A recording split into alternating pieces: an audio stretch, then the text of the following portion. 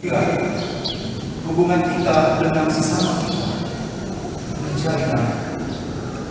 Bahkan yang paling penting Bapak Ibu anak-anak yang diberkati Tuhan, ada keselamatan kekal yang tersedia bagi kita semua selaku umat yang percaya kepada-Nya.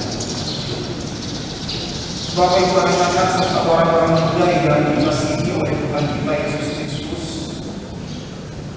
kalau kita melihat dan memahami sungguh penderitaan Yesus, maka ada satu pertanyaan penting yang ingin disampaikan kepada kita semua di saat ini. Adakah di antara kita yang ingin hidup dalam penderitaan? Pasti sih ada yang mau, Bapak Ibu. Rasanya sih ada yang mau. Karena penderitaan dan kesengsaraan hidup merupakan kondisi dan keadaan yang sungguh-sungguh sulit dan susah.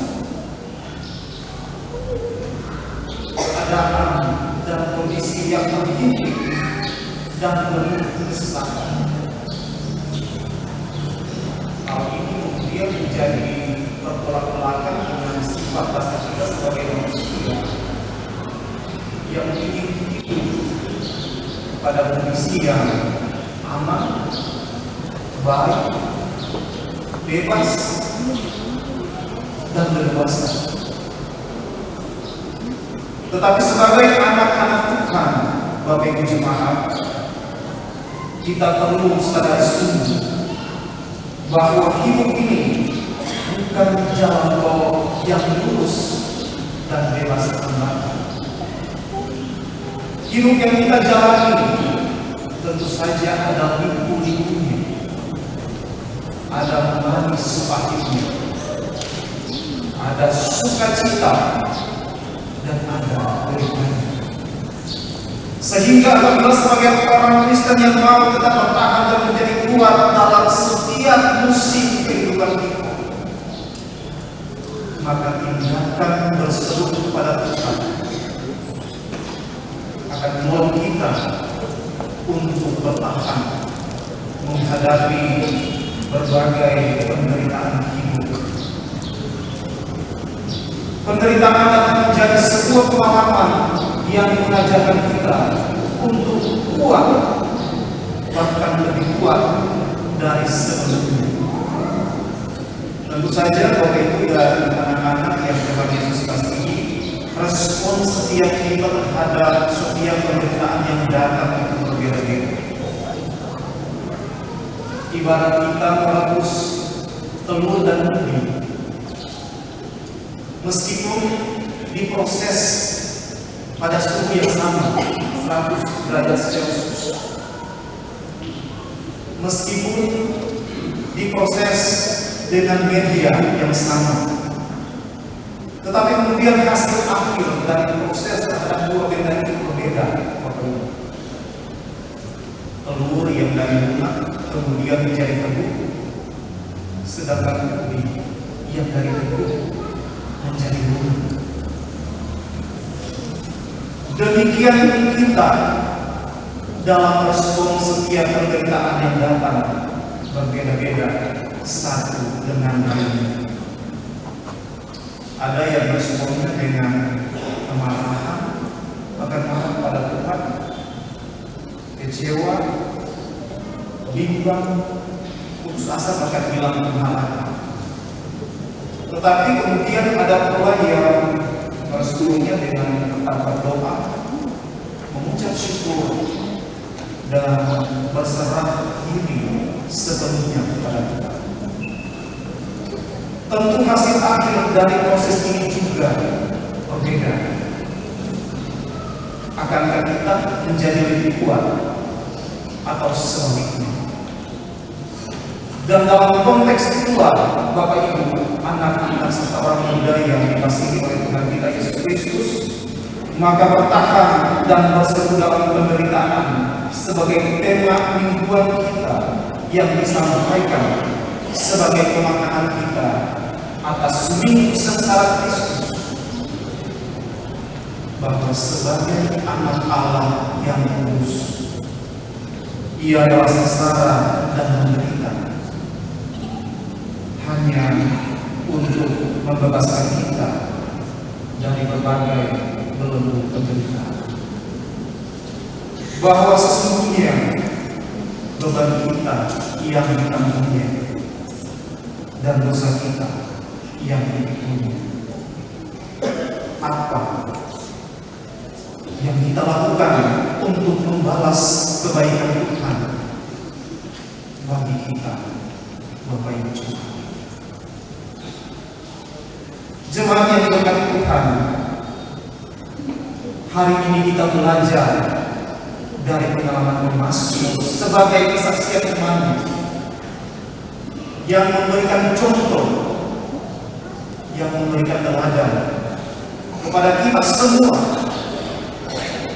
ketika ada dalam masalah, tekanan, bahkan penderitaan hidup, di mana dalam penderitaan pemazmur merasa bahwa ia sangat lemah, tidak bersemangat, bahkan terguncang jiwanya. Tetapi dia memilih untuk mencurahkan seluruh isi hatinya. Pemazmur memilih untuk curhat hanya kepada Tuhan. Pemazmur memilih untuk datang dan mengadu hanya kepada Tuhan. Karena pemazmur punya 3 alasan yang penting.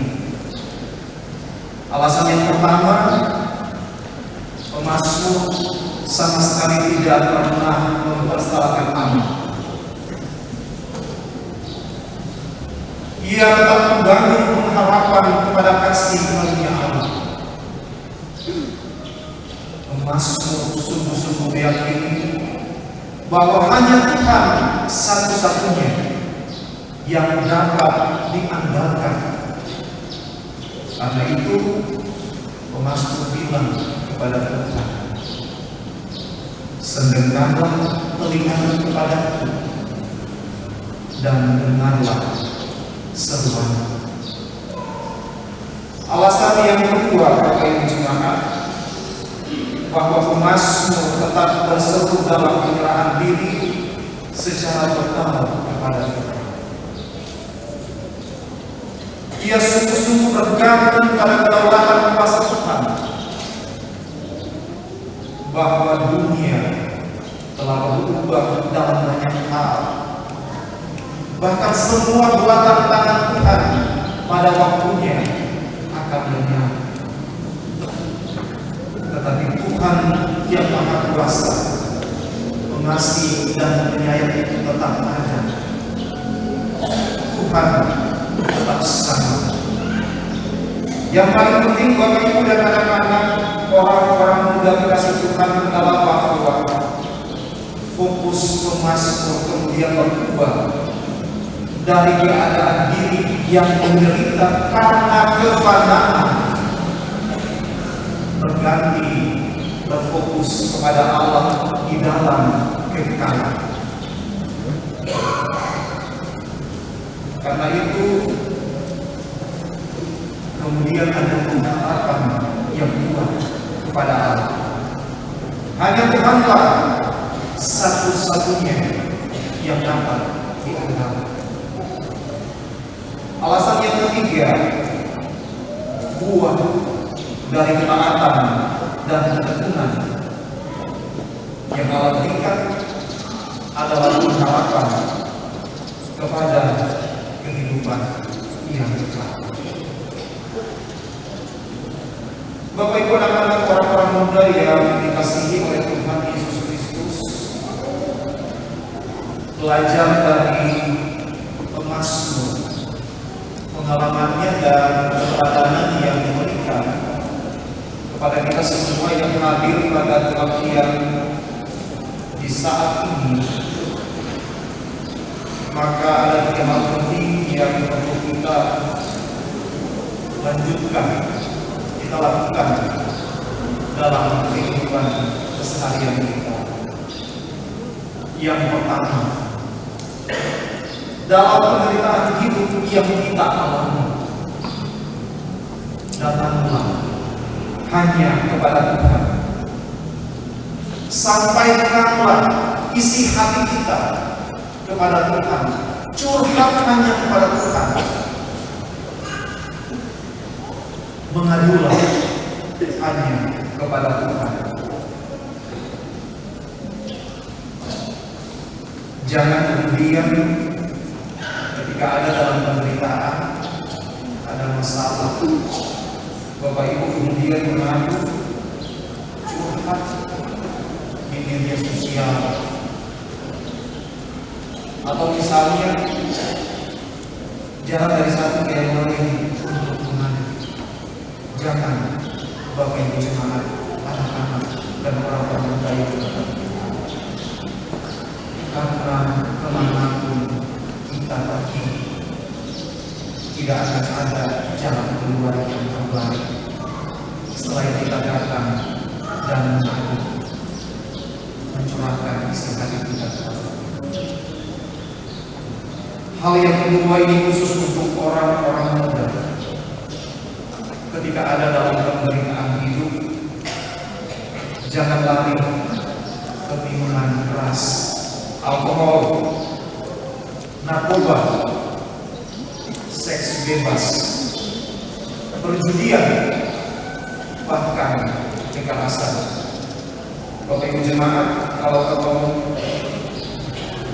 membedah lebih dalam kekerasan ini, kemudian mendapati dua jenis kekerasan, ada kekerasan fisik dan kekerasan psikis. Kekerasan fisik ini kadang main tangan, atau yang sedang tren sekarang, atau lebih sering merusak ketentraman hidup sesama kita dengan anak-anak waria. Ini menjadi catatan untuk orang-orang muda, jangan seperti itu. Dan kemudian untuk kekerasan psikis, hati-hati dengan lisan kita, hati-hati dengan kata-kata kita, bahkan hati-hati dengan setiap status yang kita sampaikan di media sosial. Gunakanlah lisan, gunakanlah kata-kata yang bisa membangun persatuan. Jangan gunakan kata-kata yang hambar. Apapun situasi dan kondisi hidup yang kita alami, seberapa berat penderitaan yang kita rasakan, pastikan Bapak Ibu jemaat bahwa hanya Tuhan satu-satunya tempat kita mengaku. Kebenaran firman Tuhan yang terdapat dalam Matius 11 ayat 28 untuk melewati setiap penderitaan. Marilah kepada semua yang berdosa dan bertobat, aku akan memberikan kerjaan kepadamu. Yang ketiga, andalkan Tuhan senantiasa. Dunia ini boleh berubah dengan segala sesuatu yang ada di dalamnya. Dunia boleh berubah dengan segala keindahan, tetapi kuasa Tuhan tetap selamanya. Jadi Bapak Ibu, anak-anak dan orang-orang muda yang diberkati oleh Tuhan kita Yesus Kristus, di dalam Tuhan sudah pasti ada kelebihan. Karena itu tekun di dalam doa, takut Tuhan, andalkan Tuhan, dan berjalanlah pada jalan. Semoga kebenaran firman Tuhan yang disampaikan dengan sederhana ini mendapat tempat di tangan hati kita semua yang baik untuk berbuat berlipat banyak untuk hormat dan kemuliaan nama